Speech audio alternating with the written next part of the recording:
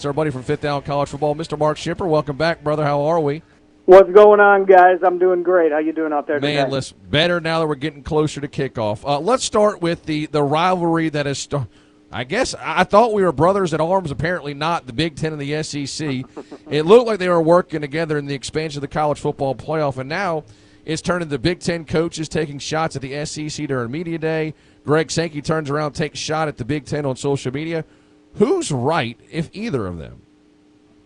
Yeah, it's kind of funny. It's kind of annoying. It's all college football. I'm starting to look at it like maybe we're getting some good cop, bad cop action out of the two commissioners, Sankey and Pettetti, because I was looking at an Adam Rittenberg, the writer for ESPN. I was looking at one of his tweets a few days ago, and he said he was talking with Greg Sankey, and while they were having a conversation, Tony Pettetti of the Big Ten blew him up on the cell. So they're obviously having a lot of conversations. It's a business relationship. There are a lot of things to work out. So we may be getting a little beta testing with these ideas. Big Ten seems to be taking the unpopular side on the CFP. SEC seems to be taking the more popular side. And they're gauging fan reactions. So I'm not sure exactly what's going on and how strongly either side feels about the playoff going forward. But they're certainly on opposite sides of the coin at the moment. Well, word came out today that Deion Sanders was battling bladder cancer. All good. That's good. There was some thought that today's press conference might be him stepping away, but good news is he is okay. Certainly polarizing, but I don't think anyone could deny, Mark, he's interesting, and I think he's been great for the college football game as a whole. Yeah, he has been. You need guys like that. Personalities make it go. This is a commercial business.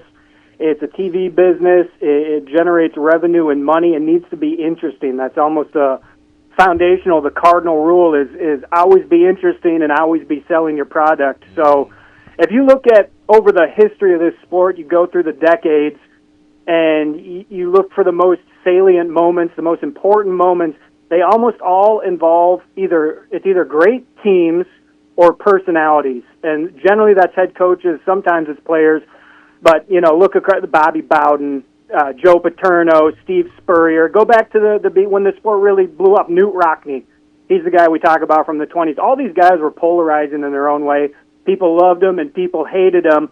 But that they were interesting was undeniable. That they were professionals and superior at their jobs is undeniable. So the sport's better with guys like Deion in it. I absolutely agree with that. And we need more guys like Deion in the sport to make it interesting. And Mark, I've seen some reports here in the last week or so talking about where the media rights deals are now, and there's been some sort of call for maybe a universal media package deal for college football. Do you see that as maybe something that we might start moving towards, and what would effect you think would that have on maybe some reverse conference realignment?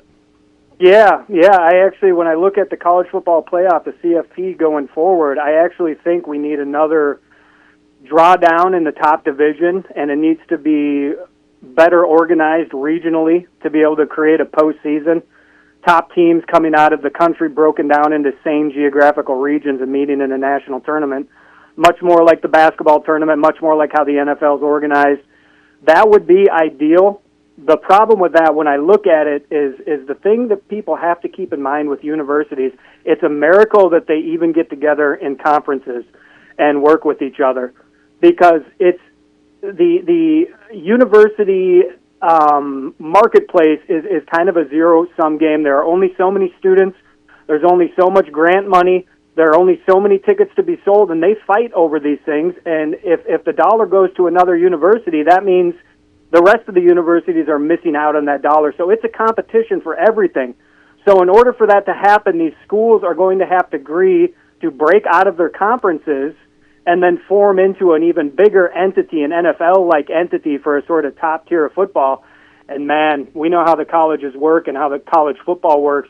You're talking about a very tall order to get all of them together on the same page. So it would probably be better based on where we're at, but I think difficult. Mark, the last thing people saw from SMU last year was getting blown out up in Happy Valley versus Penn State. And Kevin Jennings was pretty terrible in that game. But overall, great season. There hasn't been a lot of talk about the Ponies this year. This offseason. Are people sleeping on this playoff team? Yeah, they might be a little bit. Jennings, he's still just a junior. So, and he's not someone I think is probably going to leave early for the NFL. So 2 years left to continue proving in the college game. SMU this year, they have a limited number of starters back. I think they got 12 guys coming back. They play at Clemson. I'm looking at their schedule, and they get Louisville and Miami at home. I love Rhett Lashley going into year 4. Interesting program. They definitely have momentum. So people might be sleeping on them a little bit, but they got a lot of experience to replace, and a couple tough games as they all have in the big leagues. So we'll see how it goes for them. Mark Schipper, Fifth Down College Football, is our guest here on Sports Talk 97.7. Mark, we already have college football games in Ireland now. This is apparently a yearly thing. Now there's a lot of talk about two teams from the same state, Michigan and Western Michigan, going to play over in Germany. What do you think of the college game following the NFL model and playing overseas? Yeah, the game in Ireland has it's already becoming a little mini tradition. Ireland is not that far off the United States East Coast. It's kind of a fun culture. Game day over there is a good time. I like the atmosphere. It's almost like a kickoff classic kind of replacement. And I've kind of come to dig the Ireland scene a little bit, but I don't think the sport needs any more of that. And the game in Germany between Michigan and Western Michigan baffled me. I mean, I'm still confused about it.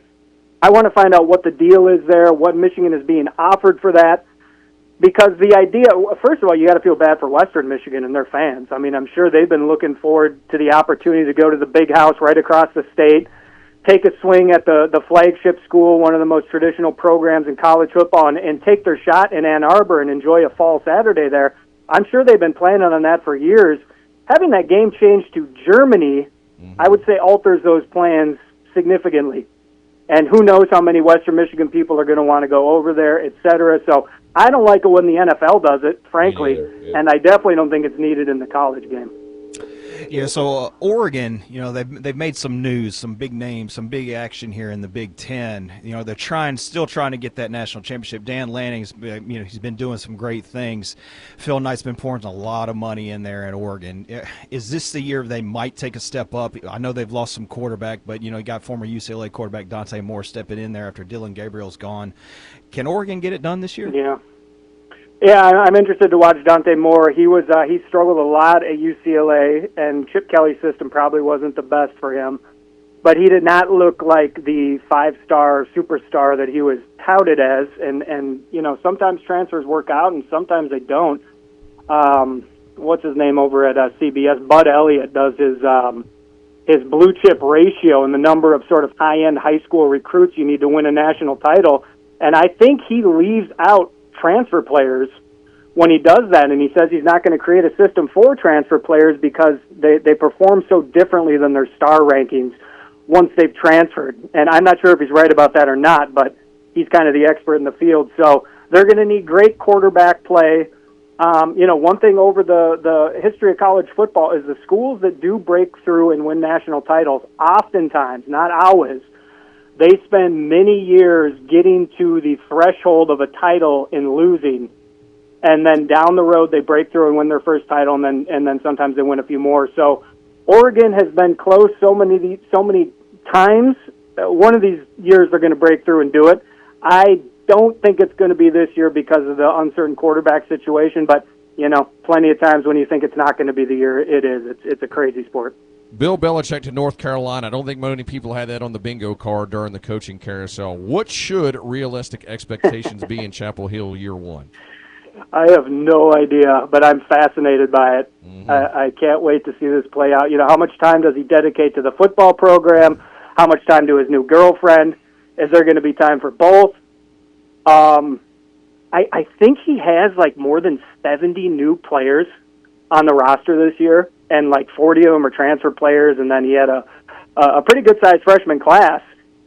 But I don't know what the talent level's like there, and I don't know how quickly he can adjust. That drop down from the NFL where you have total command or very lean organizations, you're basically in control of everything, to the college level, where you're now working with the collegiate bureaucracy and athletic department. There's a lot of sort of intrigue that goes on in those situations. You need to build allies and sort of power centers. I don't know if Belichick has the personality or the patience for that, but I'm fascinated to watch it play out. I would say this first year, keep expectations pretty low, and then you'll be pleasantly surprised if things go well. It is our buddy Mark Schipper, Fifth Down College Football. Hey, buddy, we'll do it again when we get ready for game week. Thanks for the time, as always. All right, guys. Appreciate you. Talk soon.